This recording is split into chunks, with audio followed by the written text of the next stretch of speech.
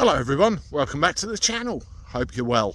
There's a question I keep getting asked every single time. You know, I'm a professional driver. I do it for a living, taking people to the airports, as you know. Mind you, I spend more time recording YouTube videos these days. And the question I get asked is, have you considered going electric, Andy? Will you get an electric vehicle? And every single time my answer is no. No, I won't. And then they look shocked. They say, well, won't it save you money? Won't it be best for the environment? Isn't it good in the long run? I say, well, no, it isn't. And then they look even more shocked and they want an explanation. So I give them an explanation.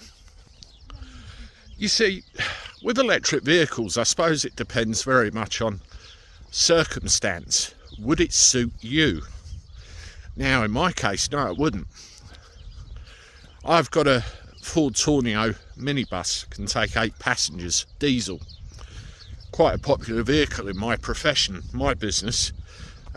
We've got access to 3 of them, myself, 2 other drivers. That's one of the advantages of YouTube, really, being able to provide work to, well, 5 other families, 5 other guys, 5 other wives, 5 other lots of kids. It's great.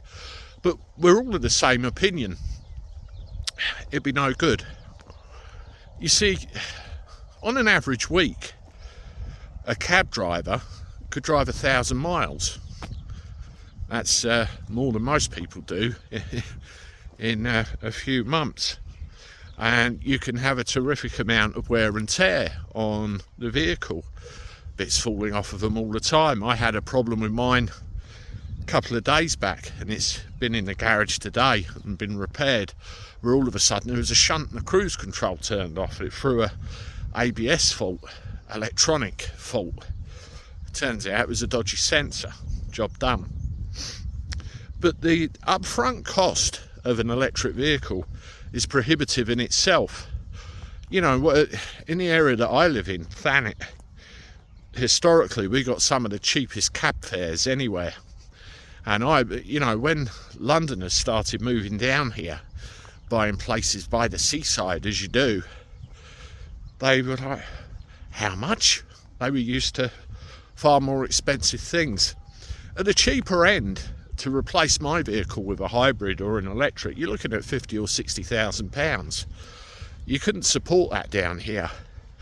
And I know a guy that was going down that route, and the repayments on the actual lease agreement or the hire purchase agreement he had was somewhere in the region of £800 a month. Can you imagine trying to earn £200 a week before you saw anything in your pocket?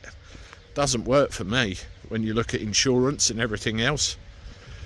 And then when you're on the road, you've got the charging points, or, you know, where are they? You could be at the end of a charge and you drop someone at Gatwick, pick someone up, and having to stop at Clackett Lane services on the way home after they spent 10 hours sitting on a plane wouldn't go down too well, would it?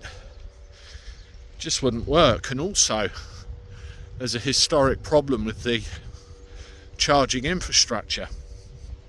You know, there's not really the number of chargers we need to fit the bill.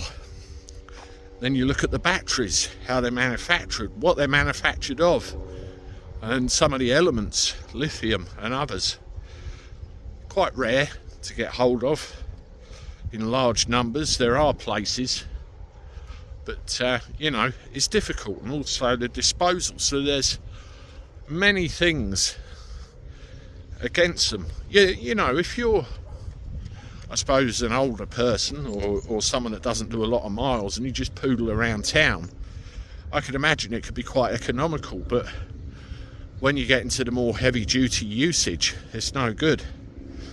Well, Richard Hammond spoke out, you know, one of the presenters of Top Gear, and somewhat of a authority on vehicles, and he said similarly, you know, come 2050 he can still see an awful lot of what they call ice cars on the road.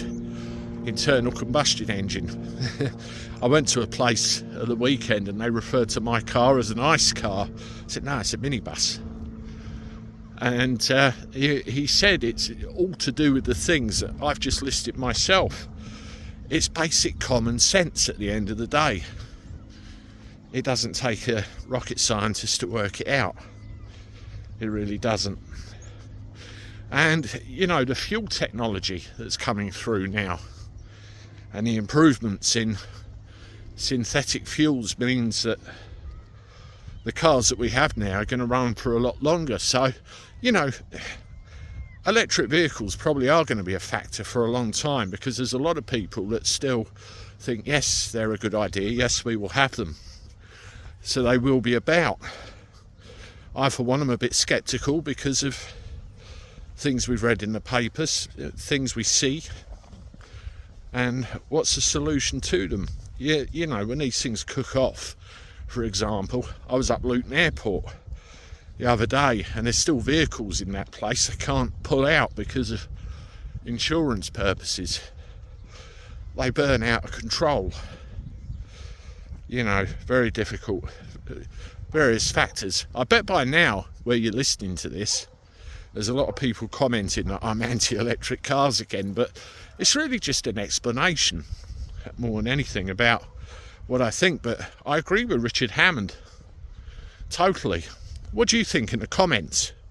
Don't be rude to me if you like electric cars. Be interested to hear your thoughts. Anyway, please hit the like button, subscribe to the channel. If you've got social media, I'd appreciate a share. I look forward to talking to you again soon. Toodaloo.